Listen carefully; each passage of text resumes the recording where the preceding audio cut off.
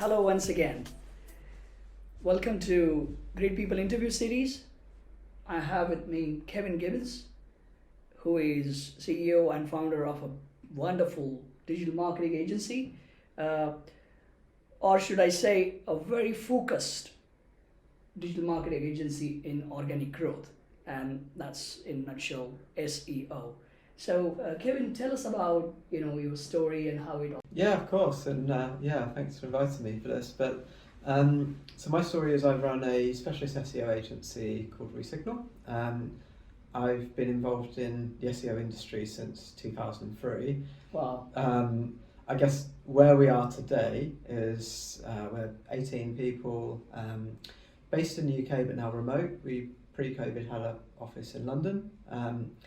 And there's been quite a story on how we got there. So I started an agency in 2006, and it's been a long time. Yeah. I think back then in 2006, people hardly knew about SEO, I guess. Right. So when I was involved in 2003, I was at a web design agency, and they just got involved in exploring what SEO was and adding it onto their clients. Wow. And bear in mind, Google only founded in 98, so 2003 was still pretty fresh. Yeah. I feel like in hindsight that was just perfect timing, because it meant that I got into an industry that was in its infancy and growing very fast, but equally I was a student that I know at the time I was trying to get into web development and found that quite hard, because the talent was much more experienced and advanced than myself. So within SEO, I quickly found that I could do this, I could get results, and I also found that anyone else doing SEO was kind of in the same boat as me. They're just learning and they're just figuring it out. There's probably almost like a generation that was pre-Google of SEOs, but there's not that many of them, and I think actually for me to be involved as one of a few, certainly in the UK, was a great way for me to learn, develop and grow at the start of what became a much bigger industry. Yeah, that's interesting. And tell us more about the name Resignal. It doesn't sound like a digital thing. It's more like a signal. So it's So the logic behind it was that in order to rank in search engines, you need to be sending the right signals. So you need to say you've got strong technical SEO, you've got the right content, you have authority links that are pointing back and give you the reputation to deserve to rank. And that's where the brands started to come from. I've had a few brands for agencies along the way. The first was SEO Optimize. We then did a deal with a US company to become Blue Glass. That was their brand originally. And then we rebranded as an independent agency to Resignal 3 years ago, I think. But yeah, in that case we hired a brand consultant. I realised this just isn't my strength of choosing brand names. Yeah, well, I guess, I think sending the right signals it's kind of resonates with what you would like to do as an organic growth specialist. Yeah. So, very interesting, but extremely apt name, I guess. No, it's worked well for us, and we can put our own spin on it in terms of what we're doing, but we felt the brand that we came up with was just quite punchy in terms of our messaging and what we wanted to do, but as you said, very focused on our specialism of SEO. Yeah. So you said about when you started, many people didn't even know what is SEO, and you were learning, they were learning, and along the way you must have faced a lot of challenges. So what was your biggest challenge since you started in SEO? I actually think they're more personal, honestly. I think there's challenges within SEO in terms of winning and losing clients, and Google changes its algorithm quite frequently, so there's things we keep us on our toes. But in terms of running a business, there's been very good years, and there's been some years that have actually been disasters in a lot of ways, and certainly in terms of kind of more personal things that have happened in my life. But I guess the success stories certainly would have been the growth that we had from that 2006 period to 2012. We were listed in the Deloitte Fast 50 for being one of the top 50 fastest growing tech companies in the UK. Wow. That was very good. We then reached a point in 2012 where I think there was maybe a team of 15, about 1.2 million turnover, and things were going well. And that's when, from a personal perspective, I certainly struggled. So my dad got diagnosed with cancer and sadly died kind of in 2012. Sorry to hear that. And I think it's the personal challenges that have certainly set me back a lot more in that case. And I decided to leave the agency that I founded in that year. I restarted again. It took kind of some people, some cash and some clients. And set up a small office in London. And from there, kind of rebuilt second time around. So that was that was one of the biggest challenges for me. It was more a personal, I'm not enjoying this anymore, I want to do something different. And I think in hindsight, it was definitely more the personal circumstance as opposed to the professional. Yeah. Well, professionally as well, like every agency does, they start with smaller clients. Yeah. And one of your clients is Essex, which is a very big global brand. Mm-hmm. So, tell us the secret. How do you go from being, a player who is serving the smaller businesses, I won't even call brands, and then going and winning such a big brand? So I think the secret is reputation. So for us, we've always won clients based on our work and our quality of work, and then that leads to word of mouth. So day one, you don't win a brand like Essex because unless you've got extremely good contacts and they're looking for an individual consultant, it's very unlikely that you'd have the level of trust and experience, certainly when procurement's involved in selecting a supplier, that means that you could land a client like that instantly. But we took steps towards that. So we won a range of different clients, initially in the Oxfordshire region where I'm from. That took us by talking about the successes that we had, sharing with thought leadership around, kind of more blogging, speaking at events, and just sharing our ideas along the journey. That got us attention from some bigger clients in terms of brands like Miele, Deloitte, M&G Investments, and Audley Travel, which were some of them were Oxfordshire based, some were UK based, and then that led into more global brands. That's quite a few good brands you got over there. Yeah, and I think that specialism has really helped because everything's kind of quite cyclical in terms of how brands choose agencies. So sometimes they choose to in-house, sometimes they then decide, okay, we need an agency for support. Quite often they have a media agency, let's say, that would cover a range of different channels. And I think for the brands where SEO and organic search is really important to their revenue, that's where they want the best that they can get. So for us, being specialised in every new hire we have and everything that we do with training of our team is all about how do we get stronger in SEO. It means we reach that level of experience that the brands want to tap into our knowledge. So I'm really proud to say, I have finally met an agency which just does one thing, and one thing alone, with so much of focus. There's so many digital marketing agencies out there, and let me tell the audience, who try to do everything, social media, email marketing, and all, the 16 different components of digital marketing. One of them is SEO. And it's very hard to find an agency which is simply focused on one component. And because they are so focused on SEO and organic reach, they are specialized and they kind of say they are the leaders or thought leaders in that industry. And that's how bigger brands will choose an agency, right? They don't necessarily care what all you do, but probably the work that they want to give you, they want to ensure that you are a specialist. And I think that's one of the keys to, be as successful as you are today.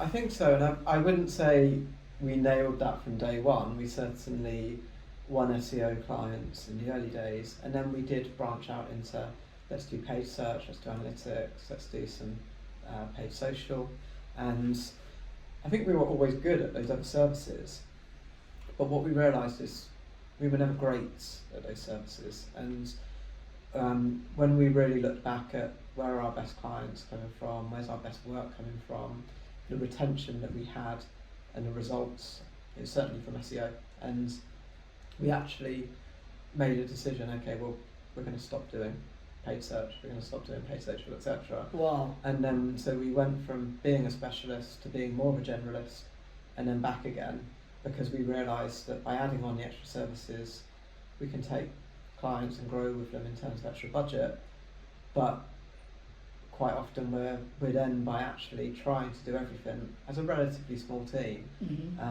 it's hard to do that, and in the end we realised, okay, well, let's just focus on one thing and do it well, and we found that's allowed us to tap into working with bigger clients. ASICS is a good example, but certainly the level of clients from like the medium size up to enterprise, I think, have been available to us because we've said, for us, let's just focus on being great at one thing, and then they buy into that. So having said, you are a specialist, if a bigger brand is to choose, Resignal for their SEO, what would be, the real strength in doing SEO from Resignal as opposed to some others? What I mean by that is, what is a key factor in what you deliver as part of your services, which is kind of a differentiator? I think for us, it's got to be about results. If we can back up, we've got a track record of achieving this. I almost, in a weird way, never like to compare ourselves against others, because I can't speak on their behalf. Yeah. And it depends on what the client is looking for. Other agencies, for certain things, I'm sure will be better placed than we are.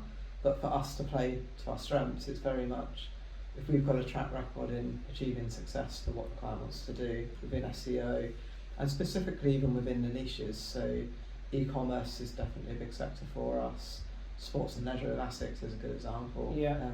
If we have a proven track record that we've done this before to a high ability and a strong ROI, that is a very strong sign to a potential client, certainly if they're within a similar space, to say, okay, I trust them to work with me, because they've done it before, it's tried and tested. So yeah, I think it's that focus. We work typically with 12 clients at any point in time, and that may fluctuate up and down, but not by too much. And what we find is we don't need lots of clients. So the more focused we are, we can then grow with them, and you don't need to win 100, 200 clients.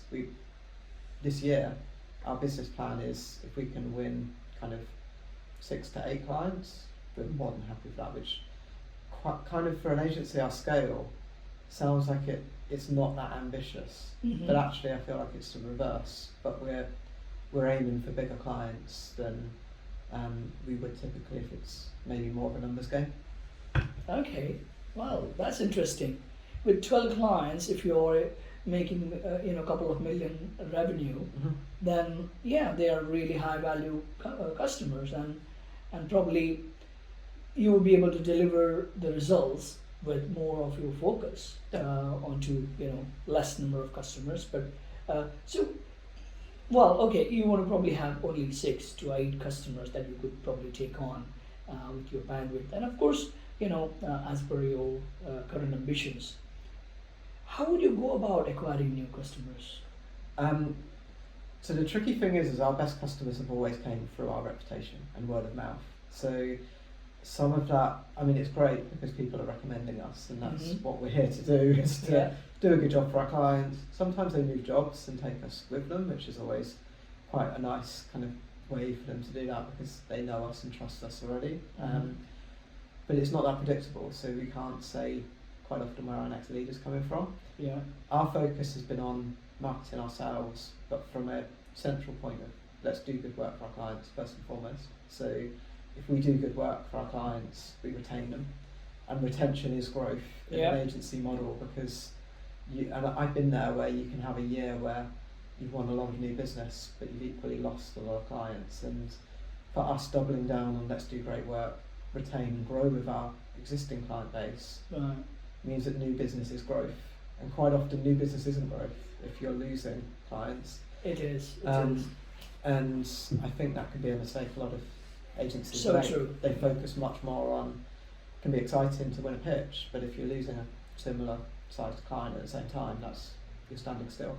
And so for us, our marketing effort has been around, let's have strong case studies, let's do thought leadership, speaking and blogging, podcasts, etc. And let's showcase that. We enter and we've won a lot of awards. That Wow. helps us to get on the radar. ASICS was a good example. They saw that we won the best use of search in leisure for better gyms, and that's very specific to what they do, and they invited us to pitch from there. So for us, it's showcasing the stuff that we're doing in the right way, and that helps to attract kind of more of the clients that we have. Yeah, so that's a good insight. I think, let your work speak, and, those who are looking for specialists and, kind of work, you're doing, they would come to you. So do you not then have any sales or marketing personnel? Because if you're only looking for a handful of customers, of course, gaining a new customers, then you probably wouldn't need a dedicated person, I guess. Yeah, we have a marketing manager, and they help us to keep active, keep on social. We Right. Pre-COVID ran quite a lot of breakfast events that we're looking to bring back, kind of now that hopefully that's more available to us back in London. And so we do that side of things. But in terms of sales, what we find is the prospective clients want to talk to the team that they'll be working with. So and because we're talking about quite a low number of clients that we're looking to onboard, we actually deal with that as a senior leadership team. And then we bring in the account team to help pitch and say, this is the team you'll be working with. They've put together kind of a top level strategy and approach, Okay. and then we talk to them from there. But it's, again, because I think we are quite selective in who we work with and pitch for, it means that we don't need to have someone doing lots of sales all the time and lots of conversations. That's an interesting model, I must say, because I think it still achieves the purpose. You retain your existing customers, you add a few more. You don't do sales pitching, you do marketing as we all normally would do. Absolutely. And if the customer is coming and asking something, or potential lead is coming and asking something, then probably they are already converted from the sales cycle anyway. So all you have to do is then do good work, and that's basically speaking. Exactly. And I think it's, the recommendation does go a long way. If someone has said work with Free Signal because they did great work with us, then that's, it might not close the deal, but it's a nice introduction that leads into that conversation, and also it's normally quite well targeted. So our position in being an SEO specialist, I think, helps to differentiate a little bit, but also the key sectors that we work in are predominantly e-commerce, financial services and travel. And so we've got very strong case studies from the likes of ASICS, Fatface in e-commerce, Expedia in travel, World Remit is a long-term client of ours within financial services, and it helps us to then double down on these are the sectors that we do a good job in. And when we're looking to attract new clients, quite often it's from those three key sectors. Wow, amazing. So, you have these, fantastic deliveries that you're doing. Any platforms, any tools that you're using? Yeah, SEO has quite a lot of tools, just as an industry, that we tap into for different things. It's not so much a one fits all, but there's a number in terms of, for forecasting, we're a big fan of SEO Monitor. There's marketplace visibility reports you can have on organic performance for competitors, so like Systrix, SEMrush, Ahrefs. There's a whole range of different tools for different problems, crawling software, etc. And Yeah, which one gives you, a task managing type of SEMrush is kind of more of a one fits all, I guess, in terms of there's a lot of tools within their suite, and that's maybe the one that our SEO team would use every day. And then there's other tools that are used for specific parts of that project and reporting and various different tasks. Wow. So yeah, no, it's quite a lot. And alongside that, to run the business, obviously we have finance tools, project management, etc. So Absolutely. yeah. Right. Hi there. I just wanted to share with you all why London School of Digital Business is doing this great people interview series. Well, for the last few years, small and medium businesses have been facing lots of challenges. Individuals have been wondering what's going to happen to their careers because of these emerging trends and technologies, artificial intelligence, VR, AR. What's going to happen? It feels as if the world is changing. And then COVID hit, and there is a lot of depression in the minds of people. So we thought we need to bring in some positivity, bring in some motivation and inspiration. And it's all good to know these stories of, Elon Musk and Jeff Bezos and Bill Gates. But we wanted to talk about the extraordinary stories of the people that you get to see in the ordinary world. They are no way ordinary people. They are great people, but they are the ones you can relate to.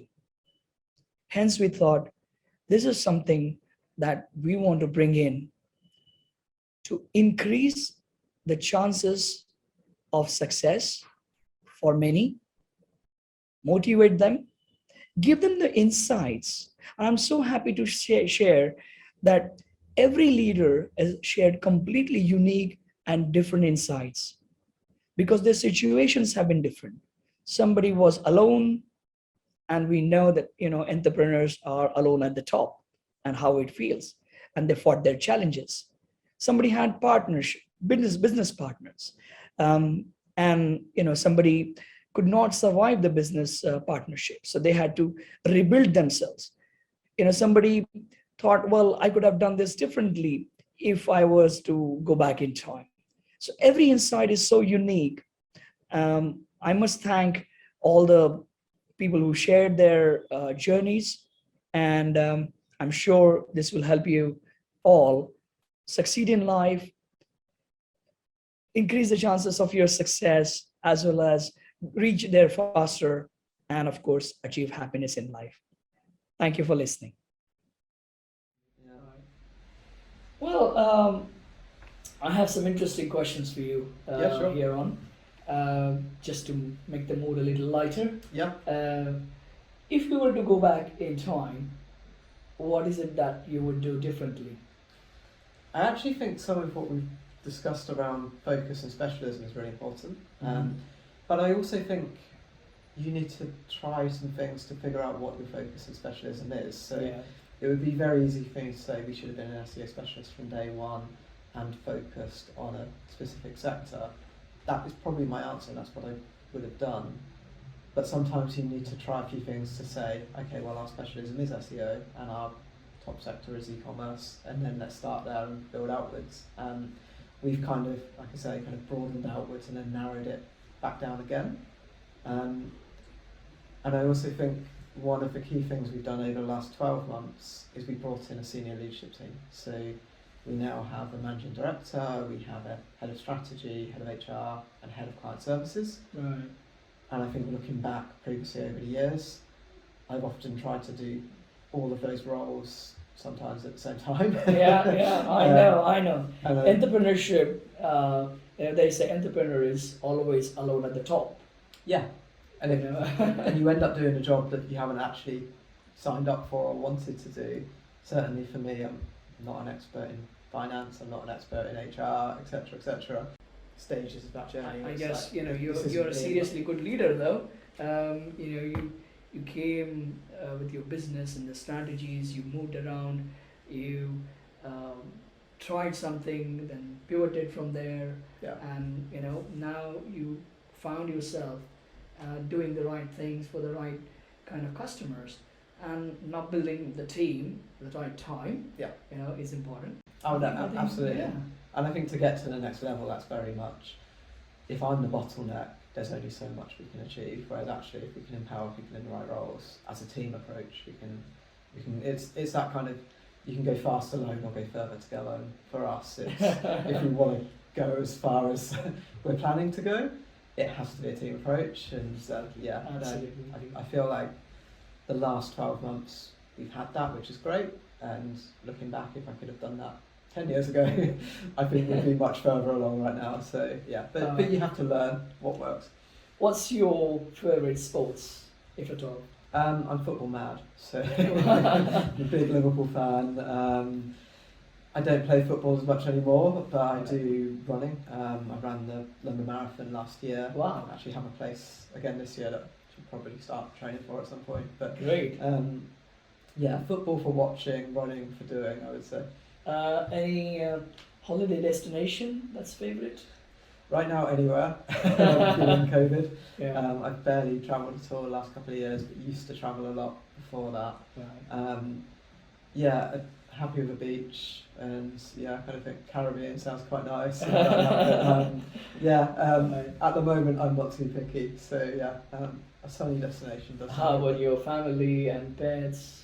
Yeah, so for me, so I'm single, however, kind of have a kind of sister, nephew, mum, and I'm kind of all very close to back in Oxfordshire, so Okay. have quite a lot of friends that I grew up with there as well, so yeah. Right, brilliant. So, coming to the next part of the interview, trying to, give insights to our audience. Tell us, about your goals, ambition for the business, as well as if you think it's appropriate. Yeah. Your purpose of life.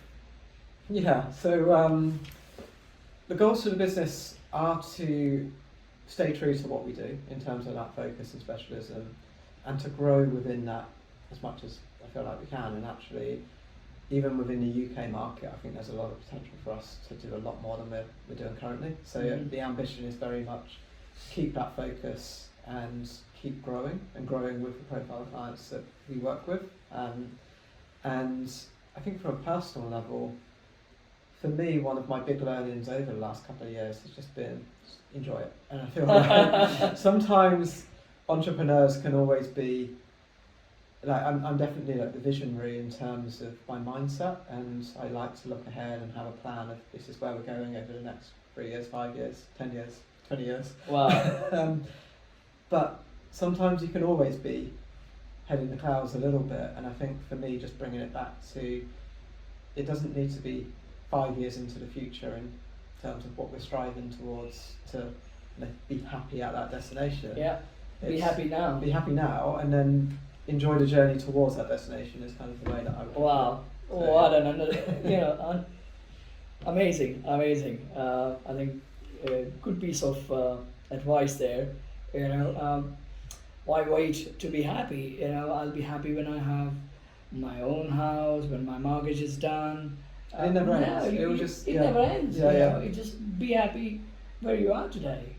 Pandemic is gone. Be happy for that. Yeah. Absolutely. Right.